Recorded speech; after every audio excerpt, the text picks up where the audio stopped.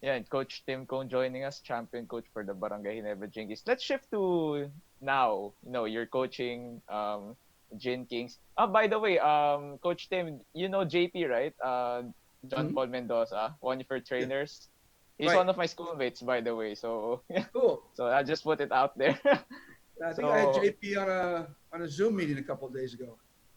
so anyway, you know you when you came into Ginebra team, there was a lot. If I'm not mistaken, there was the fans were clamoring for their first title in a long while. And fast forward to Right. today, you've won a few titles in a bit.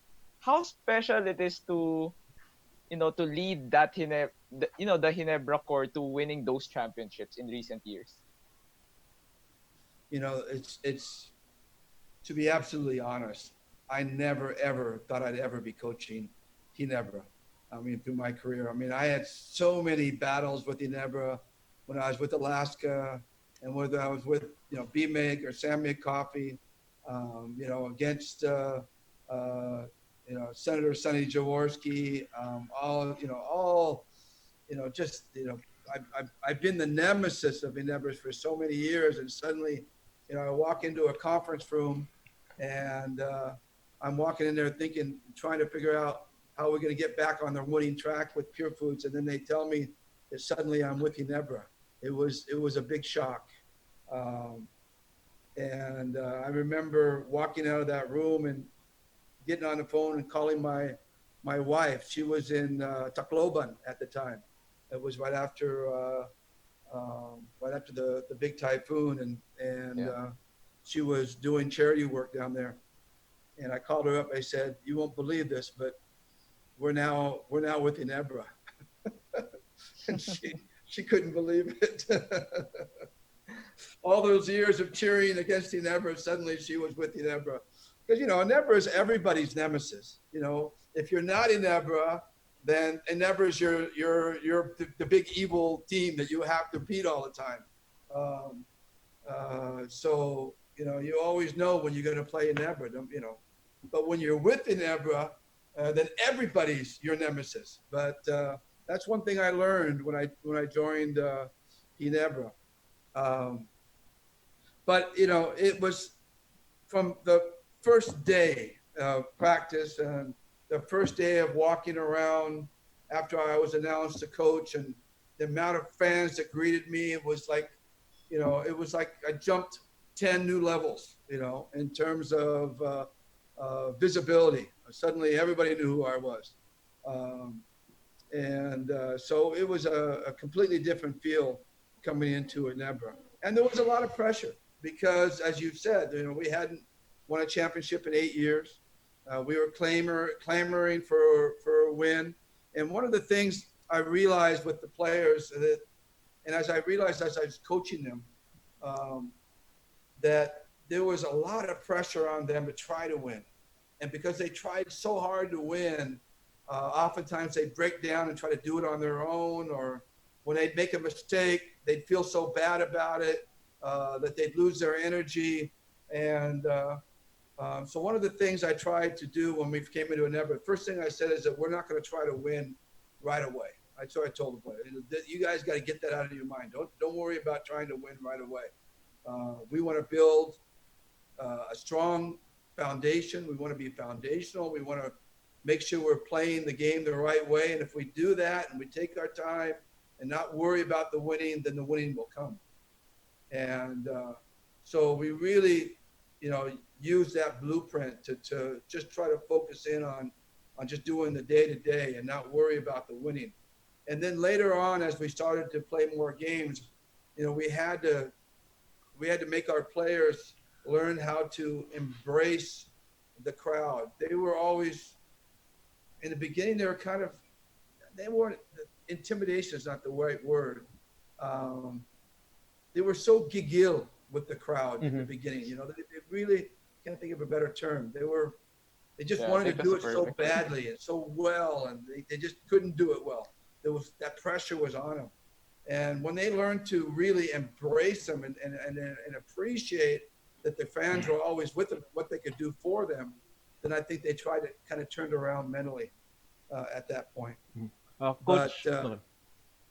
well, I was just going to say that just to end it, I know I'm not answering your question. I never do. But just to end it, it was what made it so special was the way we ended it with that Justin Brownlee shot. You know, this shot that changed all of our fortunes, and making that great shot and the response in and out of the Coliseum.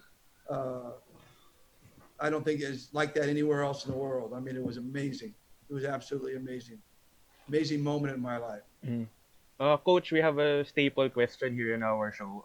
Example, if the Bangko Central would come up with a special 1,000 peso bill, I think you're familiar with the 1,000 peso bill. There are three personalities printed at the back of a 1,000 peso bill. If you could pick the three personalities, three coaches that you have coached against, who will you put? Who will you put it behind that 1,000 peso bill? It's like the Mount Rushmore, but Filipino Yeah, style, but Filipino we twist made to it. it. We Yeah, localized it to a 1,000 peso bill. I just hate doing these kind of things because it's just, you always leave out somebody, and there's obviously more than three. So you're asking for three coaches. Mhm. But obviously the number one is Baby Dalupan. Mhm. You know, people don't remember that my first finals appearance in the PBA was against Baby Dalupan, and that was his last championship. So my very first time I entered the finals was the last time Baby Dalupan ever coached in the finals, and ironically, I chased his number of championships from that moment on through the 30 years that I've been coaching. Um, so Baby Dalupan would be number one. And I would put also there, if you're really going to ask me, and um, probably Sonny Jaworski, only because not just because of the way he changed or he impacted the league, his charisma and the way he went about things. I think those two guys are they coached very differently and they had very different personalities, but they were incredibly effective in their own way. And I still talk to, veteran Ginebra players, and, and all of them, everyone I've ever spoken to always sings the praises of Sonny Jaworski, and what a man he was, and how he took care of his players and how he fought for his players. So I think he would have to be number two. The third one's really a tough choice for me. Um, I'd like to put Chot Reyes there. I really think what Chot did in the World Championships was special. Um, and the guy that gave me so many problems was Ryan Gregorio. I had a hard time going against him. Yang has also impacted the league so much. But I guess the guy that I'd have to put there, and only because, again, I mentioned him earlier, I've been chasing his legacy through my whole career, would be Norman Black. Uh, uh, he's won, 11 championships. Not only that, he won, 5, 6 championships in Ateneo. If he hadn't been in Ateneo and stayed in the PBA, he probably would be winning more championships than me. But thankfully, he went and left and went to UAAP. So I always thank Norman for that, for leaving the league for a while, giving me an opportunity. So I guess those three, but I'm sure I'm leaving out guys that I should remember. I think a really underrated guy was John Oichiko. I think he's probably the most underrated coach that was in the PBA. And of course, his mentor, Ron Jacobs. But Ron was only in the league for a short time. So he didn't have the time that Norman had. So maybe those three, Baby, Sonny Jaworski, and Norman Black. There's others, in the past, Tudo Valenzuela, Tommy Monotop, there's other guys out there that also need to receive recognition. Dante Silverio, another guy. but he was probably more Mika, right? Yep, that's probably a lot of thousand bills, sir. So that's It's probably so many. difficult. It's just really difficult to narrow things down and tell who are the best and who are the not. Especially since I've been around for so long and I've been around against so many players and so many coaches. It's difficult to narrow it down. Okay, now that we're on the subject of coaching, Coach Tim Cohn, we've you've been, other than being, going against these coaches for the past few decades, you've been with so many players that played against and under you for your teams. Could you name a couple of players on the top of your head, like maybe current in the current PBA, that you see have a potential to be a head coach someday? Oh, Like, oh, this guy can I'm be a not sure I'm the coach. best guest. Um, the one who really surprised me because he's so quiet, but he had such a um, he was had a quiet strength about him, but he was very quiet, and was John Cardell.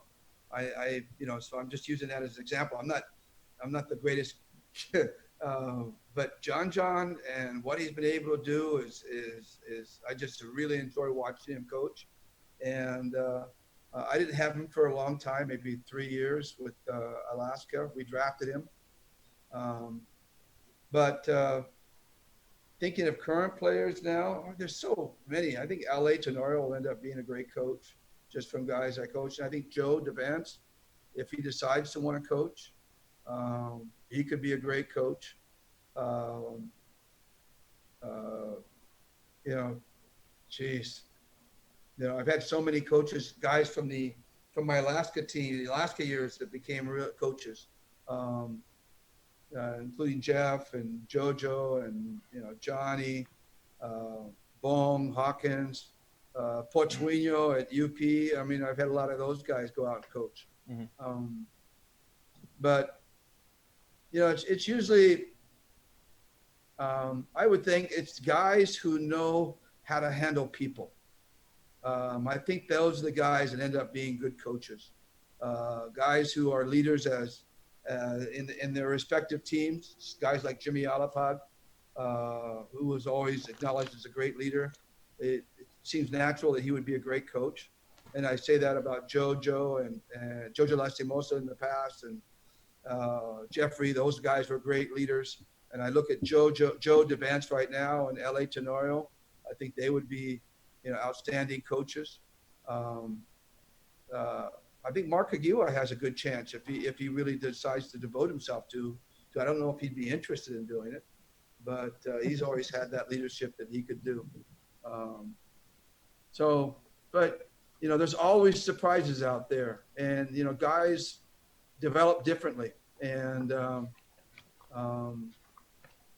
don't know. That's a tough question. It really is. It's a tough question. I don't know the other players outside enough. You have to know a player really well, and I would only know him from the team. It'd be hard for me to look at another team and say, oh, he could be a good coach or he could be a good coach. I would have guessed Jimmy, though. Jimmy Alapag would be a good coach, and he's ended up being a great coach. Coach, in one of the interviews, I think with Coach Ariel Vanguardia, you said you were planning to write a book. Do you still remember this one? You Sure. wrote Coach Tim Cohn actually wrote the foreword for the biography. I have that on my the biography my of Coach Baby Dalupan. How's the book project going, Coach?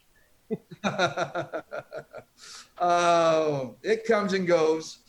It's writing is a difficult process. I've always wanted to be a writer, and I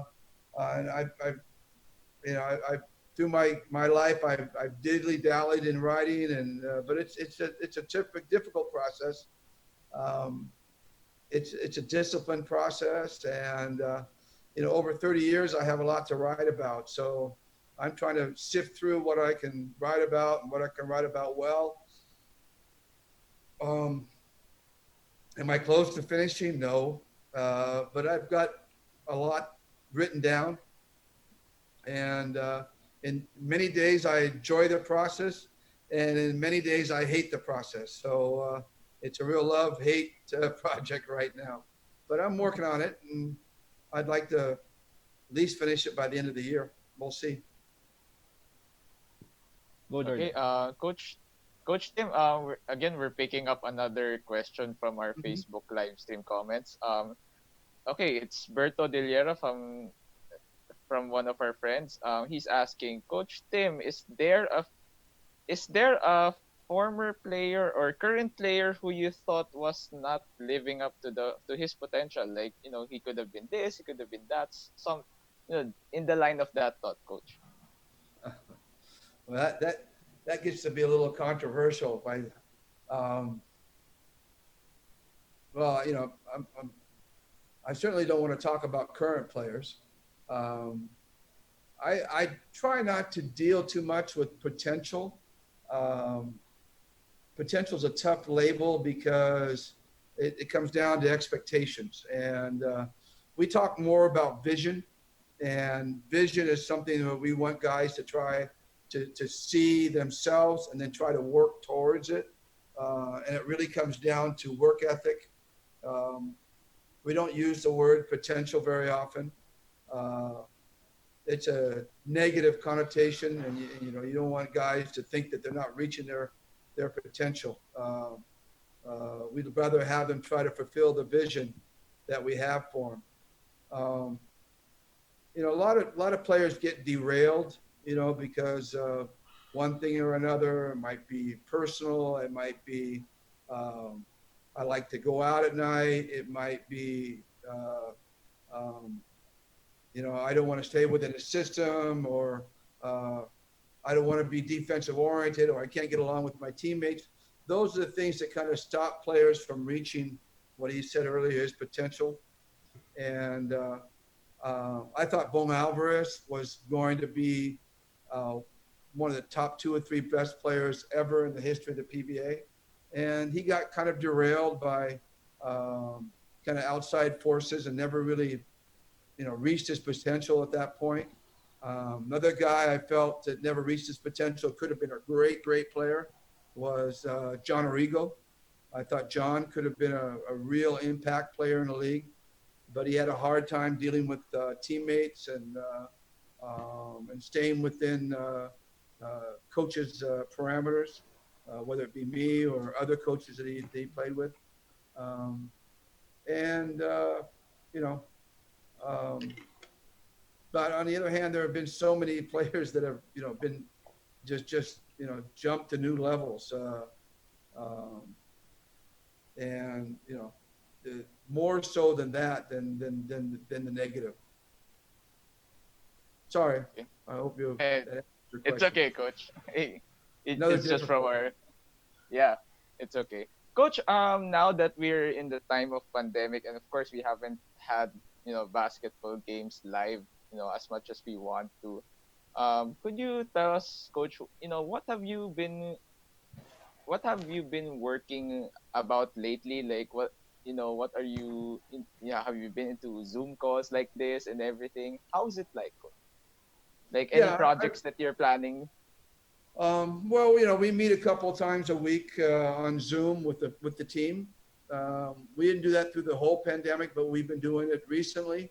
So we meet every Tuesday and Friday, and we talk to the team. The whole team comes on, including the training staff and the coaching staff, and uh, we talk things out about what's going on, how we're going to get back to work, and if there's anything new, any kind of new news going on.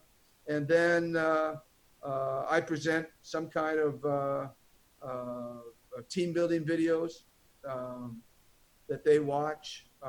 At this point, mostly John Maxwell stuff, but just to keep everybody sharp and together. Um, Me personally, I've gone on a lot of. I've actually listened to some high school coaches in the United States and found them fascinating. They're coming up with new ideas, young coaches. Uh, so anything I can do to learn at this point and keep growing.